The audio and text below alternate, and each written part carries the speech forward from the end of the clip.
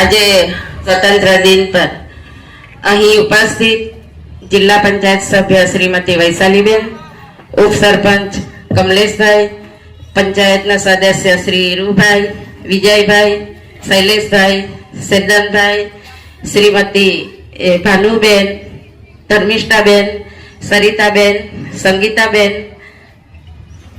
તેમજ શાળાના આચાર્ય, શિક્ષકગણ, પંચાયત મંત્રી, મારા વાલા વિદ્યાર્થી ભાઈ બહેનો, આજનો આપણા સ્વતંત્ર દિવસનો ખૂબ જ આપણા દેશ માટે અગત્યનો દિવસ છે. આપણા દેશ 1947 પહેલા અંગ્રેજોના શાસનમાં ચાલતો હતો અને આપણા દેશમાં ઘણી બધી મુશ્કેલીઓ આવતી હતી.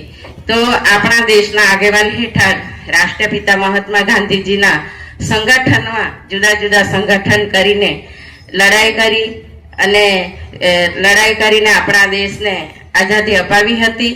તો આજે આપણા દેશમાં આપણે ખૂબ જ ધામધૂમથી એક રાષ્ટ્રીય તહેવાર તરીકે ઉજવીએ છીએ અને આપણે પણ અહીં દાદરા પટેલમાં ખૂબ સરસ આયોજન કરેલું હતું, પણ ટૂંક સમયમાં અમારે જવાનું થઈ ગયું એટલે આયોજનને સ્ટોપ રાખીને આપણે કોઈ એક દિવસે બાળકો સાથે ખૂબ સરસ પ્રોગ્રામ કરીશું.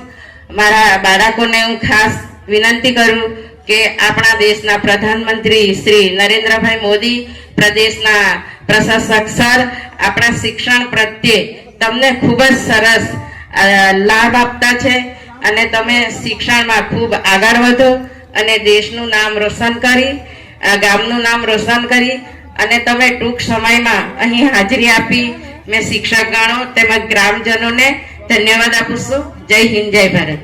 એવરીવન, અહીં ઉપસ્થિત આપણા દાદરા પંચાયતના શ્રીમતી સરપંચ, શ્રી ઉપસરપંચ શ્રી તેમજ દાદરા પંચાયતના દરેક સભ્યગણ, ગામના આગેવાનો, વડીલો, ભાઈઓ બહેનો, શાળાના શિક્ષકો અને વિદ્યાર્થીઓને આજના શુભ દિવસ સ્વતંત્રતા દિવસ નિમિત્તે હું ખૂબ ખૂબ શુભેચ્છા પાઠવું છું.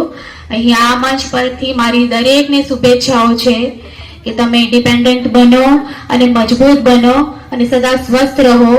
આ સાથે હું મારા શબ્દને વિરામ આપું છું. મારા બે શબ્દ સાંભળવા બદલ સૌનો આભાર, ધન્યવાદ. જય હિન્દ, જય ભારત, જય Dadra Nagar Haveli. Thank you. Sarpanch madam, DP member madam, ઉપસરપંચ શ્રી, આપણા પંચાયતના સદસ્યશ્રીઓ, શિક્ષકગણ, વિદ્યાર્થી મિત્રો, શાળાના હેડમાસ્ટર તથા ગ્રામજનો, આજના શુભ અવસર પર, સ્વતંત્ર દિવસના શુભ અવસર પર આપ સૌને હું હાર્દિક શુભકામના આપું છું.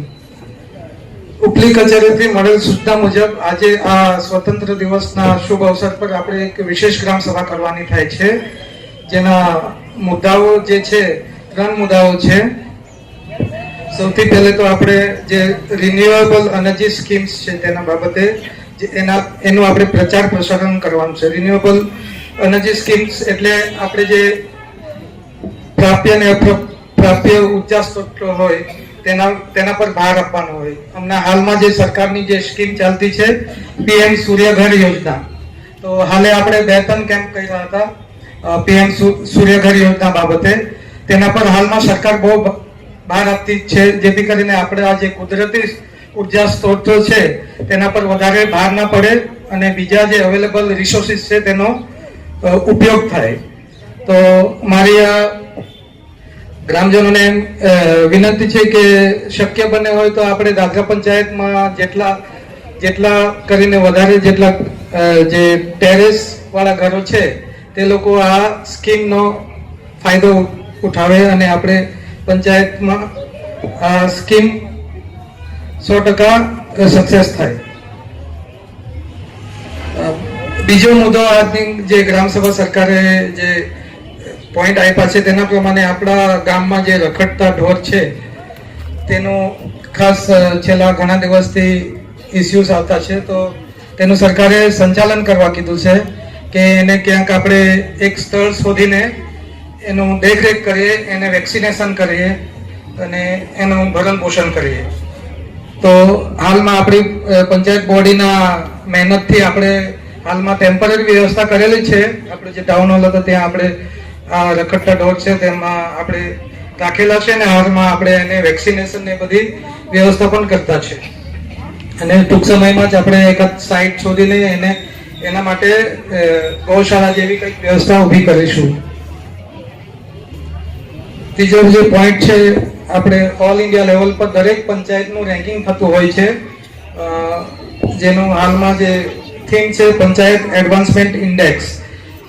એમાં ઓનલાઈન બધી માહિતી ભરવામાં આવે છે, જેવી કે ગામમાં પૂરતી શાળાઓની સુવિધા છે કે નહીં, રસ્તાઓની સુવિધા છે કે નહીં, દરેક ઘરે ટોયલેટ બાથરૂમ છે કે નહીં, એ બધી બાબતે માહિતી ભરવામાં આવે છે. તો એ પણ આપણે પાછલી એક ગ્રામ સભા થઈ તેમાં એ મુદ્દાઓ ચર્ચામાં લીધા જ હતા, અને આ બધી માહિતી ભરાઈ ગઈ છે.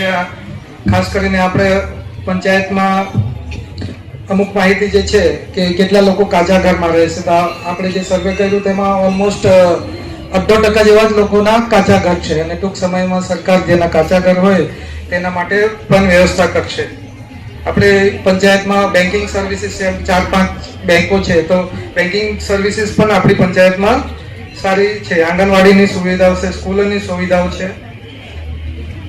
તો એમ જોઈએ તો આપણું જે ઇન્ફ્રાસ્ટ્રક્ચર છે એ સારું છે, તો તે પ્રમાણે આપણી પંચાયતને સારો રેન્ક મળવા જોઈએ.